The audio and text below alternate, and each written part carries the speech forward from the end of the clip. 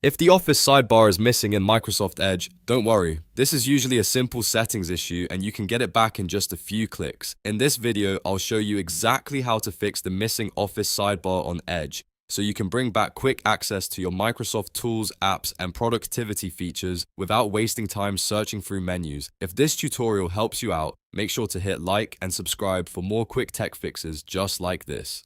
Let's get started. First, open Microsoft Edge on your computer. Once Edge is open, look to the top right corner and click the three-dot menu.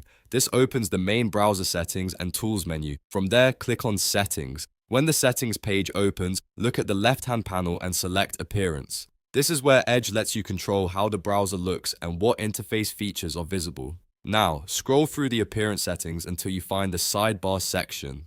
The sidebar controls whether the Office panel and other shortcut tools stay visible in your browser. If the sidebar is not showing up the way it should, this setting may have been turned off. In the sidebar section, look for the option that says Always Show Sidebar or a similar toggle that keeps it permanently visible.